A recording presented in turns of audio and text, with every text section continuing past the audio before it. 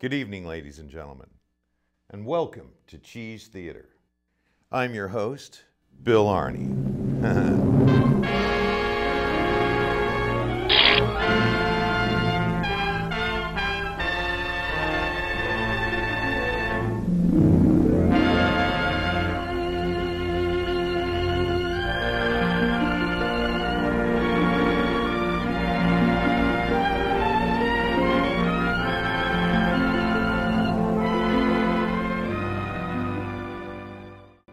Ladies and gentlemen, tonight we pay tribute to Roger Corman, the undisputed heavyweight champion, king of cheesy movies. And tonight's movie, Swamp Women, was his directorial debut. He was in his 20s at the time.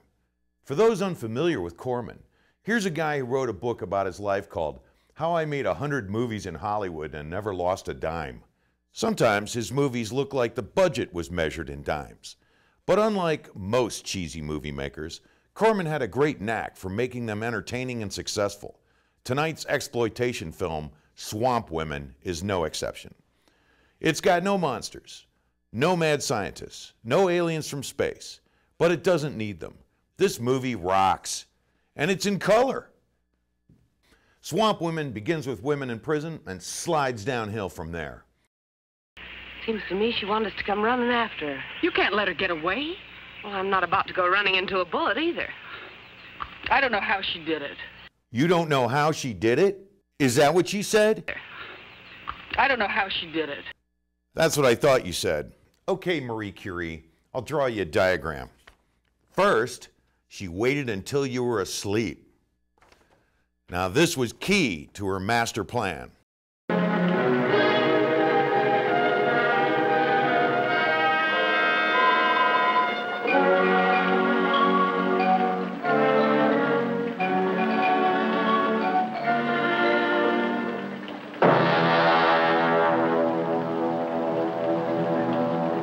You are watching Cheese Theater. And now, cheese fans, we have a special treat for you. As you probably know, tonight's movie, The Brain That Wouldn't Die, was based on a true story. And here in our studio tonight is Mrs. Sarah Kopinski, the real-life brain that wouldn't die. Welcome, Mrs. Kopinski. Excuse me, Bill, but I've recently gone back to my maiden name, Bellum. Sarah Bellum. Okay, gotcha. So, Eddie, I assume you've shown Detour at your festivals. I have, a number of times, and had the pleasure of having Ann come out and do it with me. We've shown it in Hollywood, we've shown it in San Francisco, Santa Fe, New Mexico, Seattle, and other places as well. A cat-eating artist freak. Never seen that before.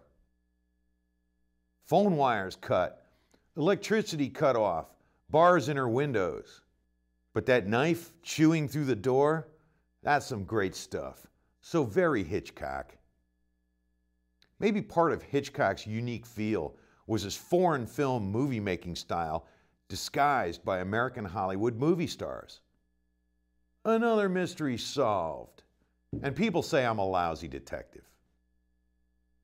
Now cut that out. This is not about you, you know. I love these foreign films. So arty. It takes getting used to, but it grows on you. I can't help noticing how the Italian cops feel no sense of urgency about getting the bleeding victim to the hospital. I also like the killer's car. Black with tail fins. Sinister. Unperturbed by all the gore, our hero returns to his girlfriend for some hot monkey love. These Italian dudes are tough. Personally, I think I'd be kind of shaken by the evening's events, and I'm Italian-American myself. Sam's girlfriend is played by Susie Kendall, who was married to Dudley Moore and hosted his memorial service when he passed away. She started as a fashion designer, became very popular as an actress in the 1960s, and became disillusioned with the recurring horror roles in cheesier and cheesier movies. She broke up with Dudley because she wanted to be out of show business and wanted kids. Whatever. After The Bird with the Crystal Plumage, our director, Dario Argento, went on to make successful horror thriller movies in Italy in the 1980s. He was making the thriller Opera when life went sideways on him. There were delays getting the project started. His star Vanessa Redgrave dropped out before filming began. His longtime girlfriend and collaborator Daria Nicolodi left him, and his father died. On top of all that, Opera was a box office failure. Argento described making that movie as a very unpleasant experience. Talk about an understatement. The dude is stoic, I'll give him that. He had previously worked with George Romero on Dawn of the Dead, so he returned to the United States and worked again with Romero on Two Evil Eyes.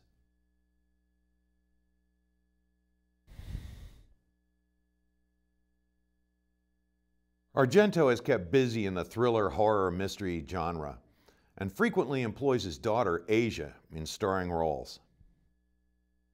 But enough of that. There's still plenty of movie right here. So bring on the perverts.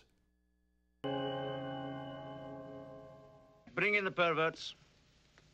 Now, look at them carefully and see if you recognize anyone. The murderer could have gone back to the gallery that night to see if Mrs. Ranieri was dead. Well, we all enjoyed the film. I hope you did too. Join us again next week for more cinematic wonders on Cheese Theater.